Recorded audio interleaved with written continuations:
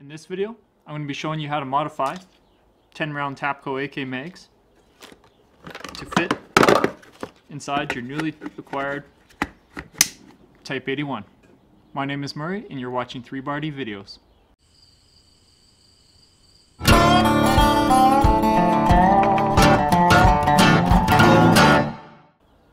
So these are the Tapco Intrafuse AK mags.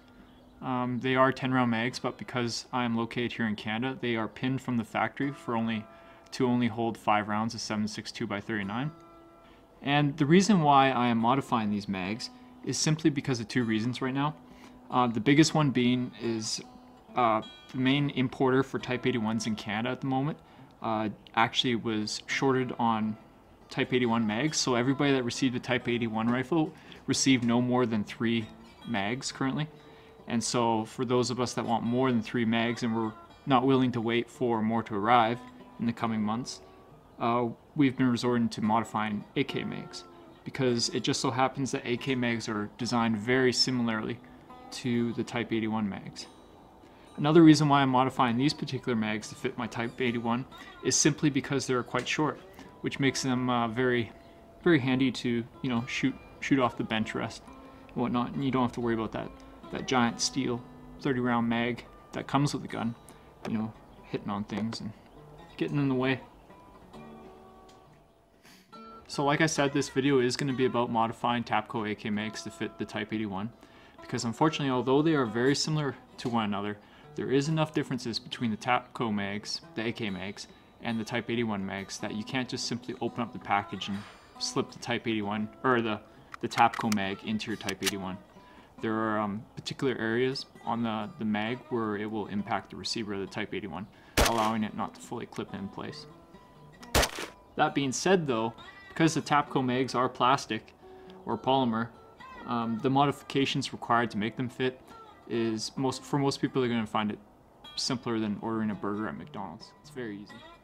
So to perform these modifications, all I'm going to be using here is a sharp edge to scrape away like flaky material, a center punch to pop out the follower on the magazine, and a rifler file to clean up some of the sharper edges on the mag.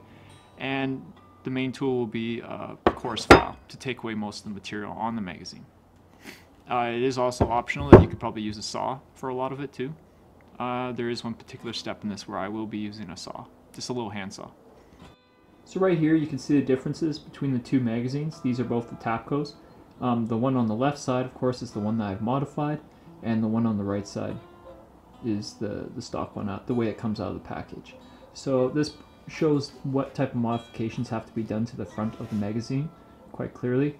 You can see the biggest thing you have to do first is you have to lower this lip up here so it is flush with the front of this face, like so. You can even go a little bit lower than this surface right here, this smooth surface, but you don't want to go too low, because if you go much lower than this surface here, you're gonna all of a sudden make it so the front end of the mag has a little bit of play in it, and it can be pushed up and down a little bit. So you want to be very careful on how much material you take away right up here on this section. But this has to go, make it level, and the back lip here can pretty much be left the same as it comes out of the factory, but you do have to cut away this section here. On my particular Type 81, it had to have been, well, you can see it in the difference right here. Basically, I cut about half of it away and just made it simply level with the rest of the front that you've already modified. So you can see here I made it level with the rest of this. And the reason why you do this is because up in the front end of right where the trunnion is, where this interlocks with the you know, the barrel assembly and yada yada, there's 2 rivets on each side that help hold the stamp receiver to the trunnion, and those rivets kind of they hit right here on this corner. For the back end, I was quite pleased with how little modification was required. These rear tabs that help lock the rear of the mag in place, on my particular Type 81, I didn't have to touch them. They are unmodified between the two. But what you do have to modify on the back, however, is you have to cut away the plastic in this area here to make room for the follower piece that holds your bolt open on the last round on the Type 81. So unless you remove that follower from your Type 81, the bolt hold open piece, maybe, I don't know, but maybe this would work then. But I'm pretty sure with your bolt hold open device like left in your gun, you're gonna have to cut out this area here to make room for it. So, and that was just done by eyeballing it. You can simply just hold up the Tapco mag next to the Type 81 mag and just kind of hold them so the feed lips on the top here are level with the feed lips on the Type 81 mag, and you just kind of, you know, just judge by eye how low you should go. I don't think it's too crucial how low you really go on the back here, as long as you just clear the follower. And that is it. That is all the modifications required. Removal of the bottom plate on the Tapco magazine is incredibly easy. All you gotta do is push in this little detent while sliding the plate forward. As you slide the plate forward, be sure to keep your thumb in the place where the plate once was, just to ensure that the spring and follower doesn't just launch out of the mag and into your face or something. And then just carefully let it out. There's this little plastic piece that holds the spring where it's supposed to be in the bottom. And then your follower and spring just slide right out. Now you got the follower removed, you can go ahead and file away on it, or on the shell of the magazine. You don't have to worry about damaging this surface up here.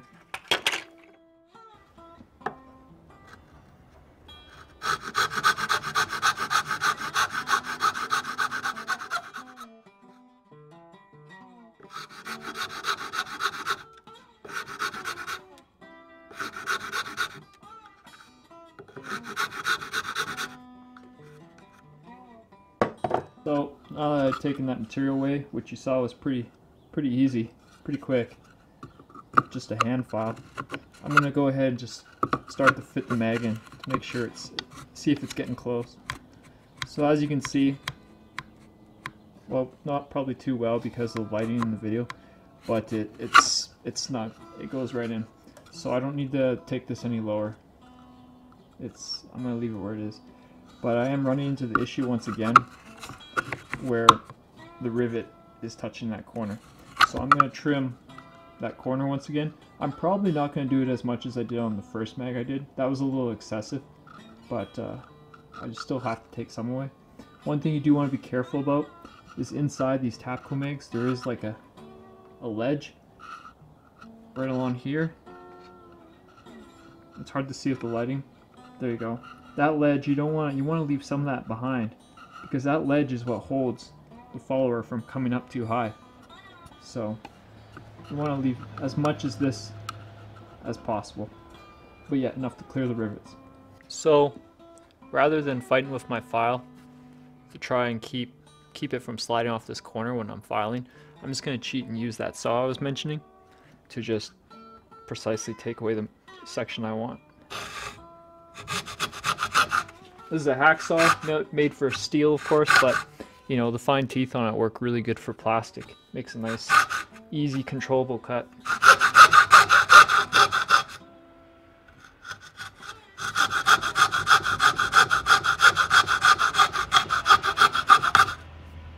So that was pretty fast on it.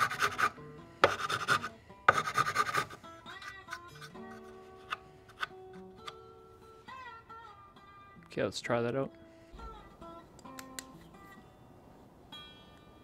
So you can see I got the mag inserted as far as it'll go right now, and there still is a 1/16 of an inch gap between this extractor doohickey and the lip on the magazine.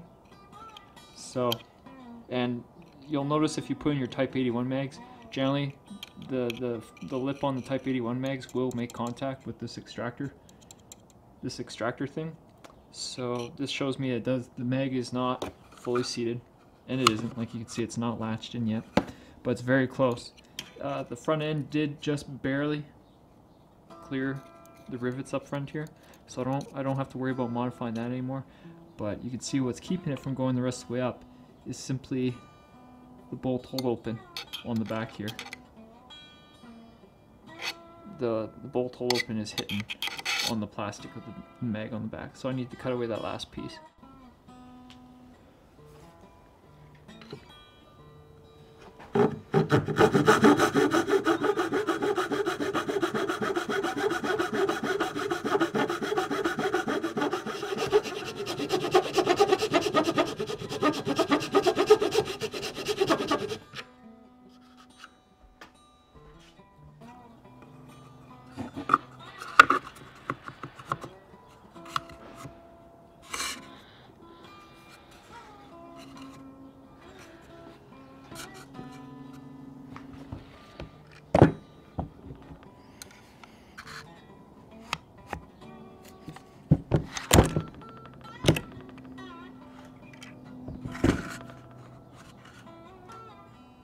So interestingly enough, that one fit, except I was noticing it was binding somewhere at the rear, and it was very, very close. So I kind of just forced it, and sometimes you can do that with these plastic mags. It's kind of cool. You can just force it a little bit, but not enough to break anything. And you can see here, it was just binding a little bit at the back edge there. And by forcing it, it actually snapped, like it clicked into place like it was supposed to, by basically kind of just scraping out that material. So I guess I'll give that a quick file. But you know, if you're hitting somewhere you're not sure where, just try giving it a little bit of force, and you'll then inspect the mag. You might very well see the rub marks on the plastic where it's hitting. But of course, be sure not to break anything. Okay, so now I'm just gonna go around it and clean up all the edges, make sure it's not sharp anywhere. Just you know, make it look a little better. Now I'll put it together and it's ready for a function test.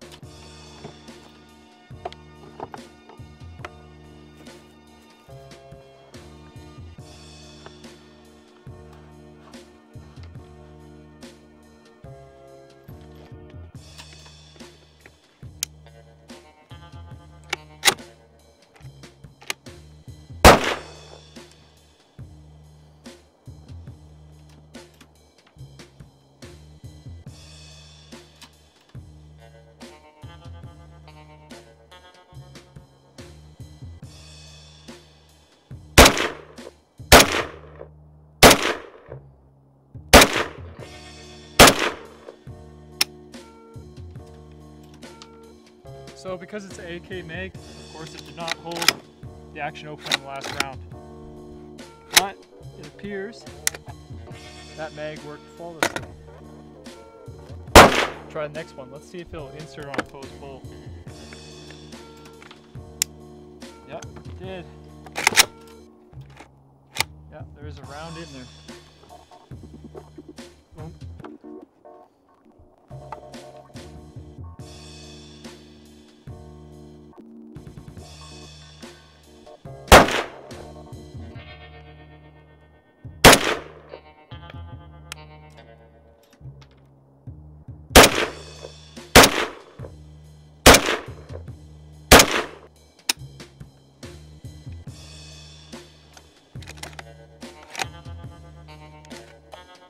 So there you have it.